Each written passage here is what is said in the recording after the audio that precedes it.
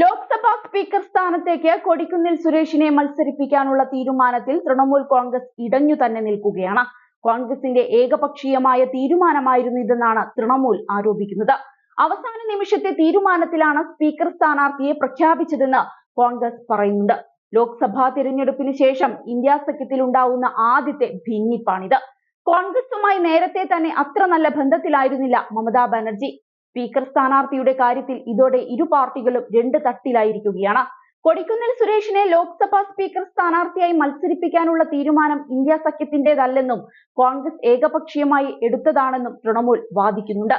എന്നാൽ അവസാന നിമിഷമാണ് തീരുമാനം വന്നത്. ആരെയും അറിയിക്കാൻ സാധിച്ചില്ലെന്ന് കോൺഗ്രസ് പറഞ്ഞിരുന്നു. അന്തിമ സമയം അവസാനിക്കുന്നതിന് 10 മിനിറ്റ് മുൻപേയാണ് ഈ തീരുമാനമെടുത്തത്. ഇക്കാര്യത്തിൽ ആരുമായും ചർച്ചകൾ നടത്തിയിട്ടില്ല. അതിനുള്ള സമയമില്ലായിരുന്നുവെന്നും കോൺഗ്രസ് പറയുന്നു. അതേസമയം ഓം ബിർളയ്ക്കെതിരെയാണ് കൊടിക്കുന്നിൽ സുരേഷ് മത്സരിക്കുന്നത്. പ്രശ്നം പരിഹരിക്കാൻ കോൺഗ്രസ് ശ്രമം തുടങ്ങിയിട്ടുണ്ട്. കൊടിക്കുന്നിൽ സുരേഷ് തൃണമൂൽ നേതൃത്വത്തെ സമീപിച്ചിട്ടുണ്ട്. ഇവരുടെ പിന്തുണയും അഭ്യർത്ഥിച്ചിരിക്കുകയാണ്. രാഹുൽ ഗാന്ധി തൃണമൂലിന്റെ സുപ്രധാന നേതാവ് അഭിഷേക് ബാനർജിയെ കണ്ട് എന്തുകൊണ്ട് പെട്ടെന്നിങ്ങനെ ഒരു തീരുമാനം എടുത്തുവെന്ന് വിശദീകരിച്ചിട്ടുണ്ട്. മുതിർന്ന തൃണമൂൽ നേതാവ് സുദീപ് ബന്ദോപാധ്യായ അതൃപ്തി പരസ്യമാക്കിയിട്ടുണ്ട്. പാർട്ടിയുമായി ഈ വിഷയത്തിൽ കോൺഗ്രസ് ആലോചനകൾ നടത്തിയിട്ടില്ല. ടിവിയിലൂടെയാണ് ഇക്കാര്യം അറിഞ്ഞത്.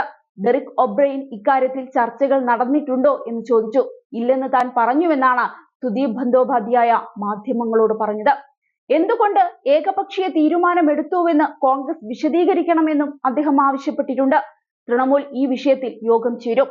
അതിൽ കാര്യങ്ങൾ ചർച്ച ചെയ്യും. അതിനുശേഷം ആരെ പിന്തുണയ്ക്കണമെന്ന് തീരുമാനിക്കും. ഇതൊരു പാർട്ടിയുടെ കൂട്ടായ തീരുമാനമായിരിക്കുമെന്നും സുദീപ് വ്യക്തമാക്കുന്നുണ്ട്. കഴിഞ്ഞ 10 വർഷത്തിനിടെ ആദ്യമായിട്ടാണ് സ്പീക്കർ തിരഞ്ഞെടുപ്പിൽ പ്രതിപക്ഷം സ്ഥാനാർത്ഥിയെ നിർത്തുന്നത്. കൊടിക്കുന്നിൽ സുരേഷ് നേരത്തെ പ്രോടൈം സ്പീക്കർ ആവുമെന്നാണ് കരുതിയിരുന്നത്. പക്ഷേ അദ്ദേഹത്തെ തഴഞ്ഞ് മോദി സർക്കാർ ഭർതൃഹാരി മഹ്തബിനെ നിയമിക്കുകയായിരുന്നു. ഡെപ്യൂട്ടി സ്പീക്കർ സ്ഥാനം അനുവദിക്കണമെന്ന പ്രതിപക്ഷത്തിന്റെ ആവശ്യം കേന്ദ്ര സർക്കാർ പരിഗണിച്ചിട്ടില്ല. ഇതേ തുടർന്നാണ് സ്പീക്കർ സ്ഥാനാർത്ഥിയെ മത്സരിപ്പിക്കാൻ തീരുമാനിച്ചത്. കോൺഗ്രസ് എംപിയും മലയാളിയുമായ കൊടിക്കുന്നിൽ സുരേഷാണ് പ്രതിപക്ഷത്തിന്റെ സ്പീക്കർ സ്ഥാനാർത്ഥി. കഴിഞ്ഞ ലോക്സഭയിലെ സ്പീക്കറായ ഓം ബിർളയാണ് എൻഡിഎക്കായി മത്സരിക്കുന്നത്. ഇരുവരും നാമനിർദ്ദേശ പത്രിക സമർപ്പിച്ചിരുന്നു. സ്പീക്കർ സ്ഥാനത്തേക്ക് നാമനിർദ്ദേശ പത്രിക സമർപ്പിക്കാനുള്ള അവസാന തീയതി കഴിഞ്ഞ ദിവസമായിരുന്നു.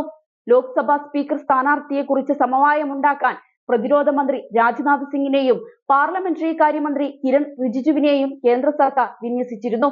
എന്നാൽ പഴയ പതിവ് പോലെ ഡെപ്യൂട്ടി സ്പീക്കർ സ്ഥാനം തങ്ങൾക്ക് ലഭിച്ചാൽ സ്പീക്കർ സ്ഥാനത്തേക്ക് എൻഡിഎ നോമിനിയെ പിന്തുണയ്ക്കാമെന്ന് പ്രതിപക്ഷം നിലപാടെടുത്തു.